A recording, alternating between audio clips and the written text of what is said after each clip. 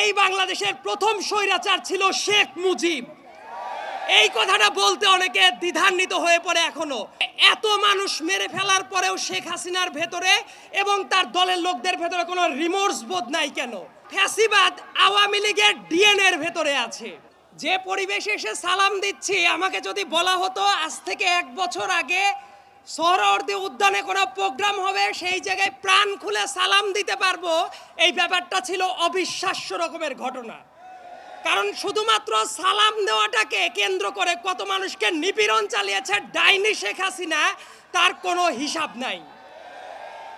আমরা অনেক ক্ষেত্রে শুনি যে ইতিহাসে আইয়ামে জাহেলিয়াত ছিল। আমি বলি শেখ হাসিনার রেজিমটাকে আমি সবসময় বলি আওয়ামী জাহেলিয়াত। এবং এই আওয়ামী জাহেলিয়াতে এমন কোনো মানুষ নাই যারা তার দ্বারা গুম, খুন এবং সর্ব ধরনের মানবাধিকার লঙ্ঘনের শিকার হয় নাই। আজকে মায়ের ডাকের প্রোগ্রাম যখন উন্মুক্ত পরিবেশে হচ্ছে, গত বছরও যদি এই টাইপ উন্মুক্ত পরিবেশে করার চেষ্টা করা হতো, আমি নিশ্চিত এই জায়গায় দাড়ি টুপিওয়ালা মানুষ যতজন আছেন তাদের অর্ধেককে ধরে নিয়ে যাওয়ার জন্য হাসিনার এজেন্সির লোকগুলো এই জায়গায় বসে থাকতো। বাংলাদেশে মুক্ত পরিবেশ এসেছে কিনা সেটা বোঝার আগে আক্ষেপের জায়গাটা হলো, অনেকগুলো বাচ্চা আছে যাদেরকে আমি বেশ কয়েক বছর ধরে চিনি, অনেকগুলো আহত মানুষ আছেন যারা আজকে বসে আছেন। এই মানুষগুলোর কান্না কি আমরা মুছে দিতে পারছি কিনা? এই কান্না যতদিন না মুছে দেওয়া হবে, আমার কাছে মনে হয় ততদিন পর্যন্ত মুক্ত বাংলাদেশের দাবি করাটা আমাদের কাছে হবে খুবই অনৈতিক একটা কাজ। আরেকটা জিনিস বলে রাখাটা দরকার, অনেকে অনেক আক্ষেপ করেন যে এত মানুষ মেরে ফেলার পরেও শেখ হাসিনার ভেতরে এবং তার দলের লোকদের ভেতরে কোনো রিমোর্স বোধ নাই কেন? আমি বলি ওদের দলের ভেতরে রিমোর্স বোধ থাকা উচিত না। তার কারণ ফ্যাসিবাদ আওয়ামী লীগের ডিএনএ এর ভেতরে আছে। শেখ হাসিনা হঠাৎ করে 2024 সালে এসে স্বৈরাচারী হয়ে যায় নাই। 2011 সালে পঞ্চদশ সংশোধনী যেদিন করেছে ওই দিন থেকেই শেখ হাসিনা স্বৈরাচার ছিল। এমনকি শেখ হাসিনা নতুন করে বাংলাদেশে কোনো কিছু করে নাই।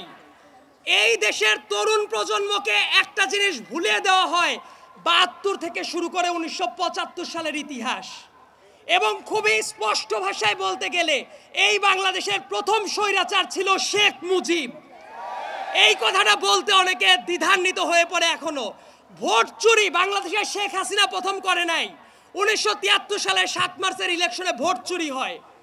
গুম, খুন, প্রশাসনিক দৌরাত্ম্য, প্রশাসনিক লুটপাট, এই একটা কাজও শেখ হাসিনার হাত দিয়ে শুরু করা না।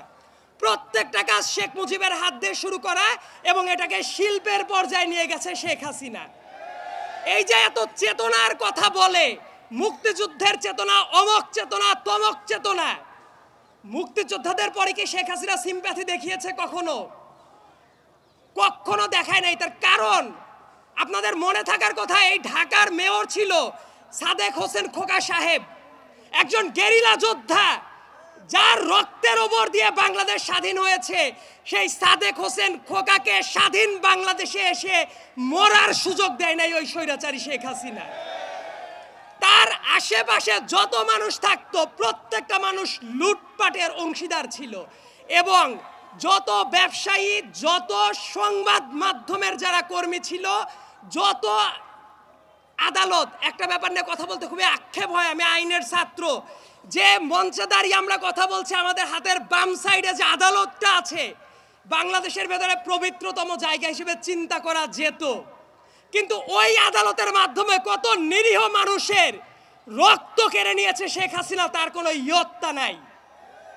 এবং বাংলাদেশে মাঝে মাঝে বলা হয় না যে এদের অবিচারের মাত্রাটা কেমন?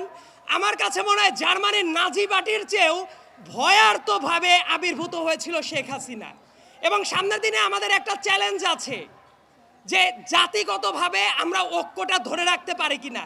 তবে এই জায়গায় এসে আমি একটা ব্যাপার সুনিশ্চিত, সামনে বাংলাদেশে এক থাকবেই। এই জায়গায় দাড়ি টুপিওয়ালা মানুষ আছেন, শার্ট প্যান্ট পরা মানুষ আছেন, নারী পুরুষ সবাই আছে, বাংলাদেশের পতাকাটাও আছে। এই ঐক্যটা ধরে রাখা দরকার। সবাই থাকবে এই বাংলাদেশে, সবাই রাজনীতি করতে পারবে।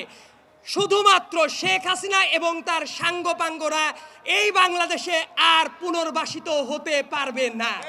এই ব্যাপারটা নিশ্চিত করা আমাদের অত্যন্ত জরুরি এবং এই ব্যাপারটা নিশ্চিত করা আমাদের সবার পবিত্র আমানত।